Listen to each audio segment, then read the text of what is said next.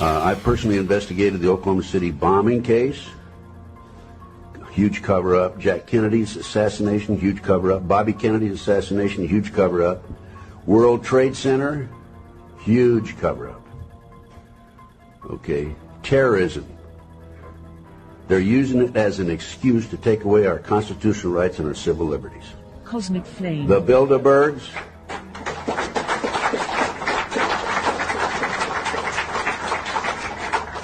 The Illuminati, Bilderberg, New World Order, globalists are the element behind this. It dovetails into the satanic movement, and this movement has infiltrated into our intelligence community, the once great FBI and the CIA.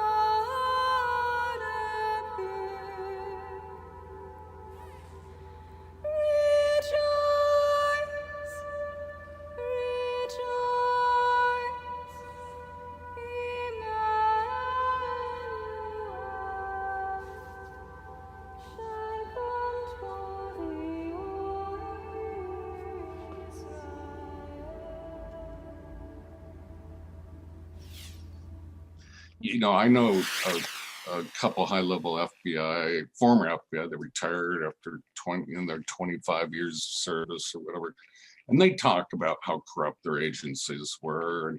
And our government, you know, those at the very top are very conniving, and as long as they can get away with it, they will. If the highest level of sort of criminal justice has failed this country, there is no hope.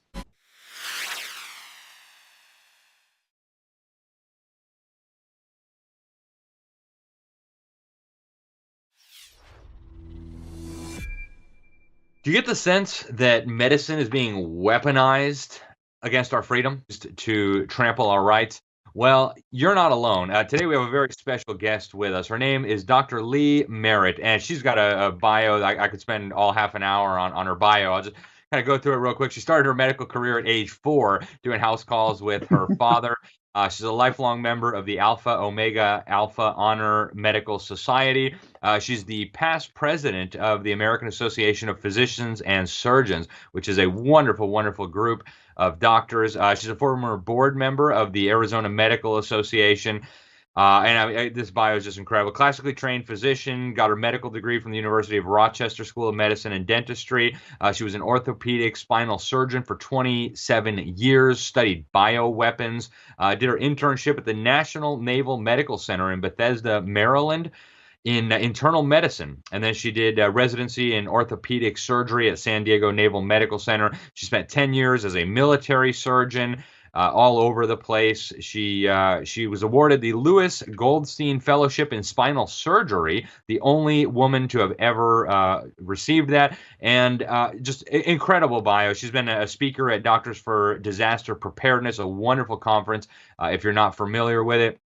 And she is something of a free thinker. And so, Dr. Merritt, thank you so much for agreeing to be with us today. Well, thank you. Thank you. It's been an exciting week. I was in Washington, D.C. before this. You know, when I gave my talk in August at the Doctors for Disaster Preparedness, I had been asked to talk, and I had come up with an idea years before that. Literally, I'd started thinking about a talk for them over the couple years because I go to the meetings periodically. And my talk was on the weaponization of medicine. The problem is, by the time I actually was ready to give the talk, I had to change things so rapidly because they did it. What is your thoughts on that? Well, I'll tell you how we got here, and I don't think it was by accident. This is a talk I'm starting to give about the weaponization of medicine.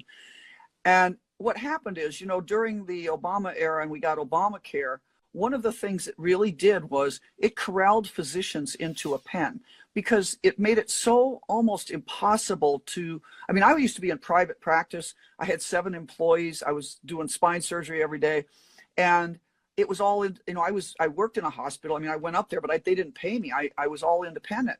So I wasn't under their thumb in the sense that they could order me around. I had to meet certain criteria, but you know what it is when you're in a hospital, but not of the hospital.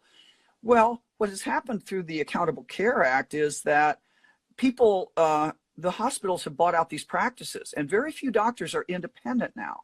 So we have a situation where, and this is what I figured out just recently. What has happened unbeknownst to us is that over a period of time, and I say this to people, I had the honor of having fallen asleep right in front of Tony Fauci when I was an intern in medicine in a room with 4 people. So needless to say, I didn't get an immunology fellowship, but anyway, but Tony Fauci is the key to this whole thing.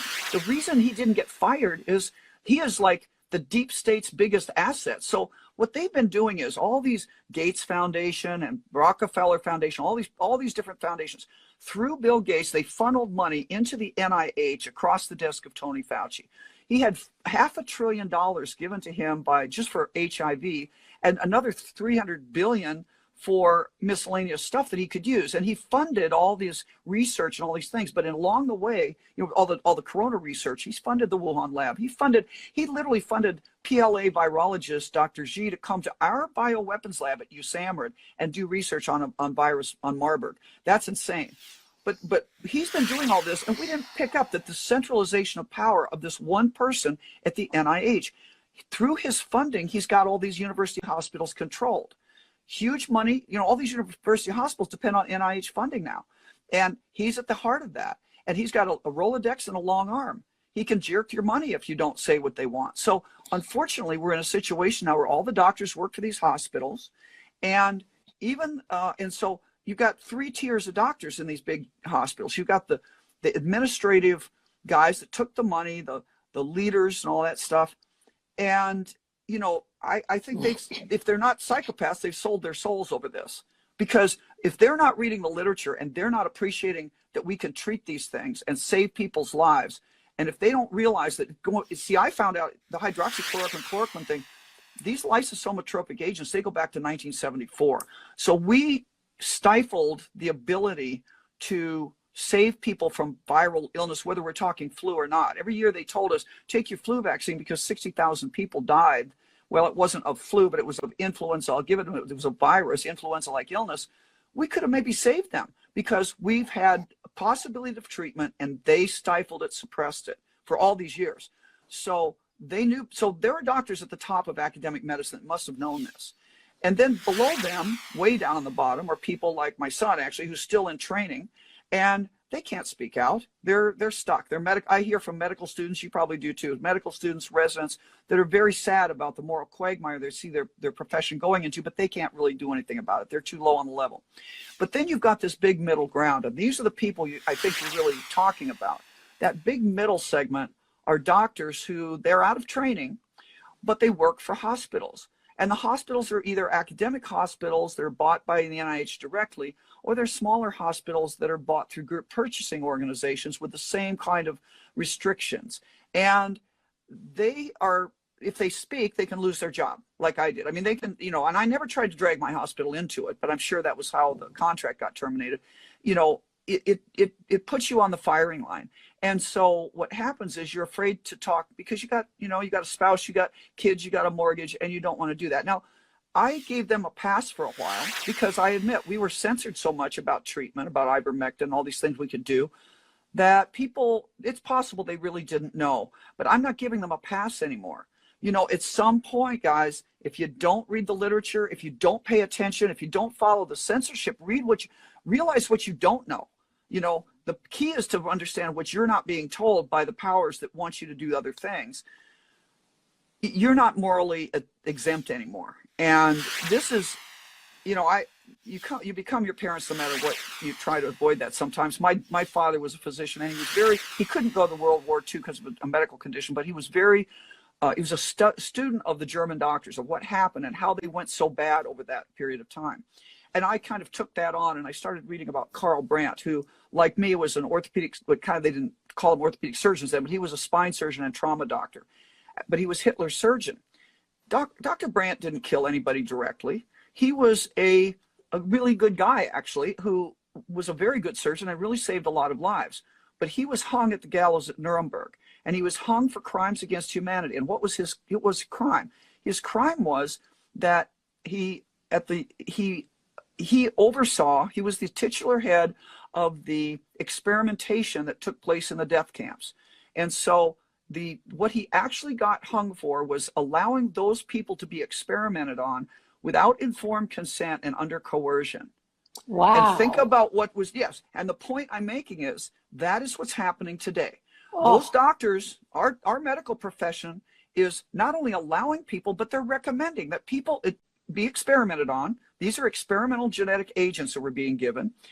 They're recommending that patients go be involved in an experiment without informed consent. You know, the informed consent that I hear from people is they just said, roll up your sleeve. That's not informed consent. And I don't think it's crazy to suggest, you know, the Title 21 of the Code of Federal Regulations said it is illegal to force or coerce anybody to take part of an experiment. You must have the ability to opt out. And what are we hearing? Oh, well, you won't be able to fly. You won't be able to work in the hospital. You won't be able to have a job. Maybe next buy groceries. I mean, that's coercion. So we have a whole society doing what we tried the Nazi doctors for. And I'm just saying that is not an exaggeration. At some point, there were a lot of good guys. We take away the wrong lessons from Germany. By picturing those guys all as monsters, we think, well, we're not monsters, so we can't be guilty like that. Those were everyday guys just like us. They were doctors just like us. They were once idealistic medical students just like us. But they didn't get off the bus when they should have. They rode the bus over the cliff. And I would say that right now it's time to get off the bus. You got to choose a side right now. Either you're going to speak for your patients or you're going to speak for these psychopaths that run the government and our pharmaceutical industry. There's nothing in between. I may sound harsh, but I think that's where we are.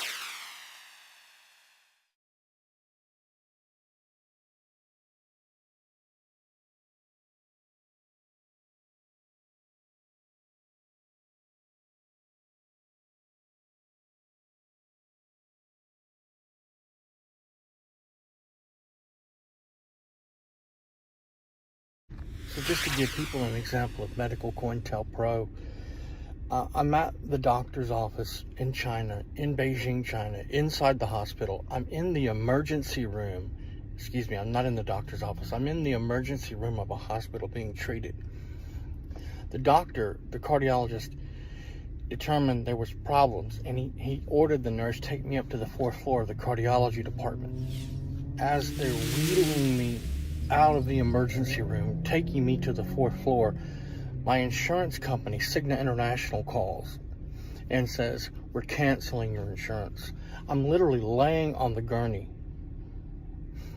and I'm inside the hospital being treated by doctors, and my insurance company calls and says, we're canceling your insurance. The Chinese record everything. They would have recorded that phone call, but the point is, even the doctors and nurses in China were astonished. They were astonished. Think of it. In communist China, they were shaking their heads and couldn't believe it.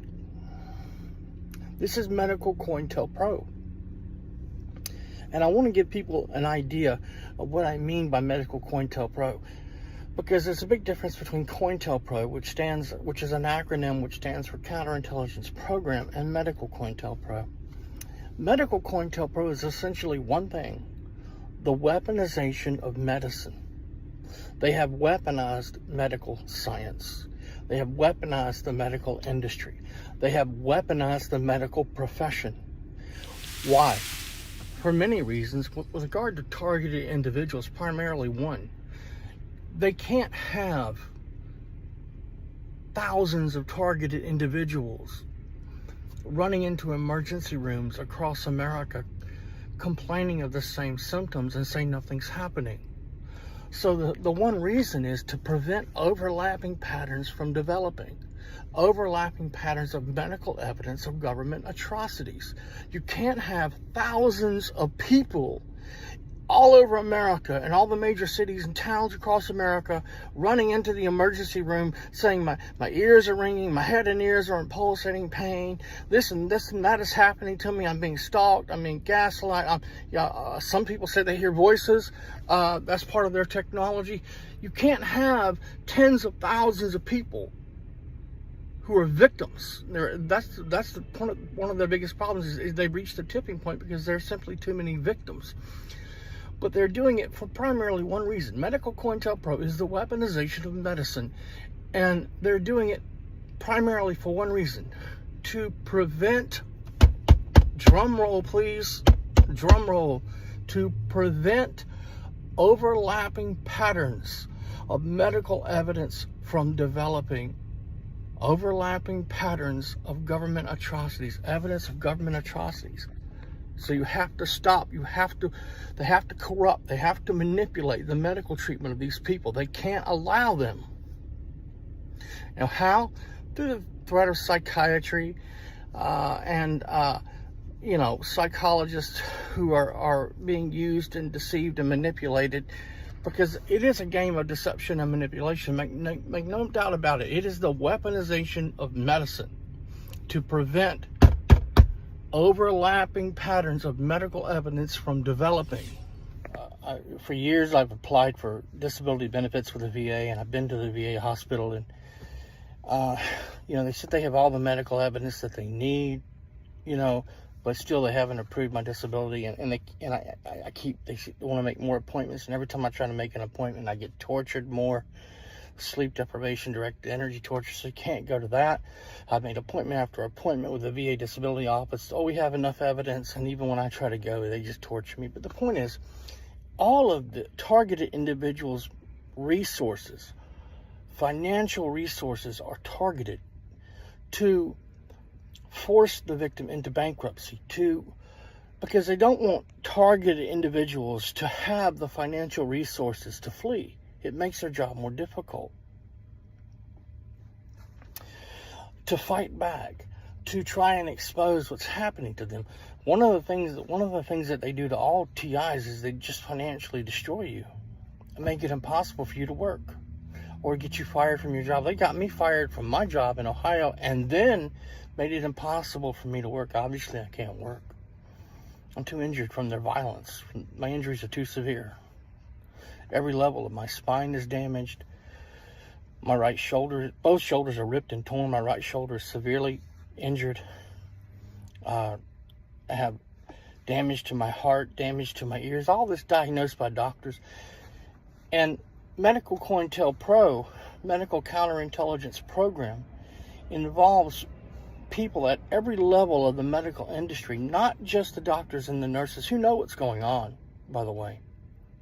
Okay, but and some of whom even participate in the program, but against the victim. But at all levels, from the insurance to the disability to therapists to nursing homes, to at every level they target. They have to stop the victim. The medical treatment of the victim is not only an extremely important metric for their training, research, and development, but they also can't allow their victims to go seek medical help because doctors, they have to control those medical reports. So in all my medical reports for many years, it says, oh, he has degenerative disc disease. I don't have degenerative disc disease. All my damage to my spine is from trauma. My medical records, we put him on a stress test. He doesn't have any problem with his heart. His heart's not damaged. Well, that's strange. The Chinese doctor put me on a stress test in Beijing. I said, yeah, you got big problems. They damaged my heart from their torture, their directed energy torture. I wake up every morning, my heart isn't trained. That's part of the trauma, wake-up trauma. The brainwaves of the victim, very important metric. When a person is asleep and wakes up, that transition from sleep to wake to alert status, that's a very important metric in their training, research, and development. But medical COINTELPRO, here's my point, encompasses more than just the manipulation of the victim's medical treatment. It also involves the manipulation, the corruption, even the blocking of treatment. I've had them block me from entire hospitals overseas. The Hospital Metropolitano in Nicaragua, the only hospital in all the whole country that had medical care comparables with that of the United States of America. Everything else was third world. They blocked me from every single doctor, even from entering the hospital. They wouldn't even let me in the hospital. And there was no reason ever given for it, except that suddenly all my doctors decided I was a bad patient. You see, they target the victim not just with medical professionals, but at the administrative level,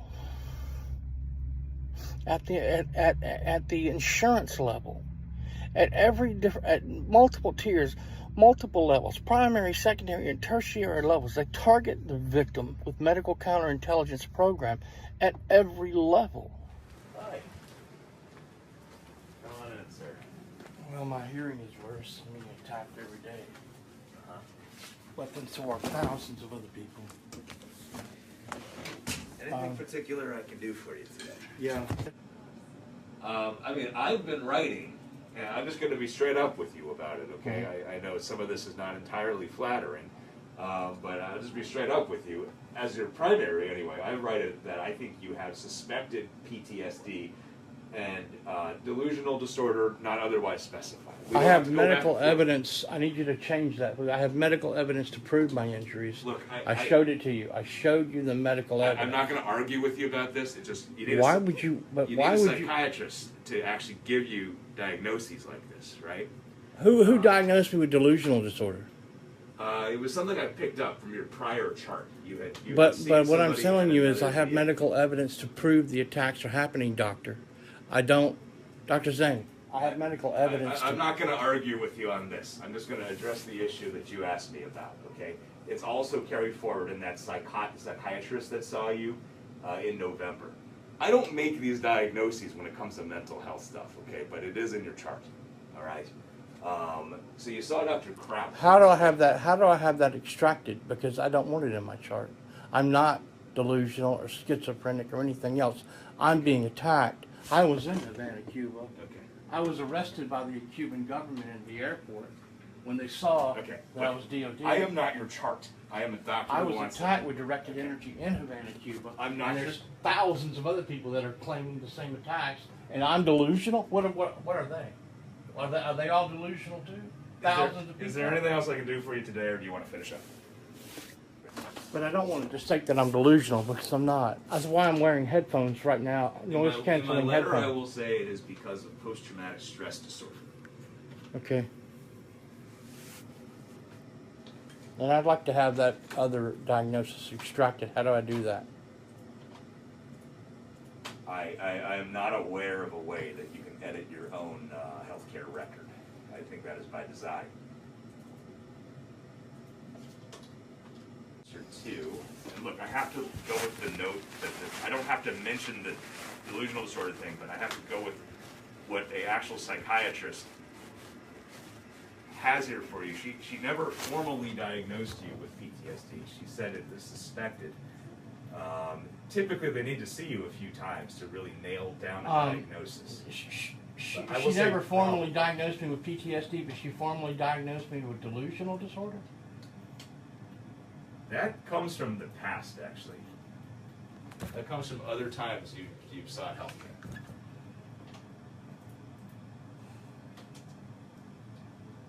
But I showed you the medical evidence. Multiple doctors around the world showed you that video of the doctors saying it, with the medical records, showing the medical records. So obviously I'm not delusional. I'm not going to fight you on this. I don't entirely know that is what I got out of the videos and things you showed me. Would you like to see them again? No, I would not, sir.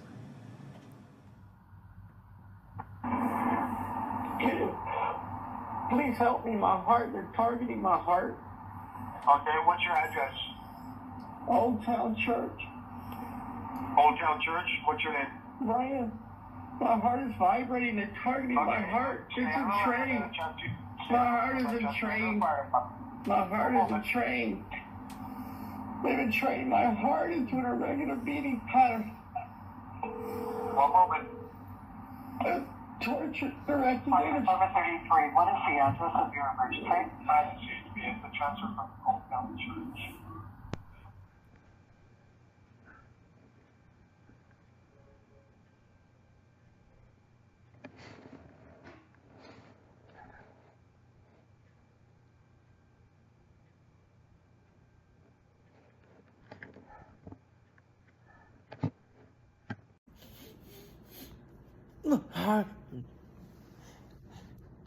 My heart isn't trained. This supercomputer hasn't trained my heart into an irregular pattern. I don't understand. I don't understand what is happening. My heart is damaged already, that's why. That's why I have to take medicine. They targeted, damaged my heart. My heart. My ears and my heart.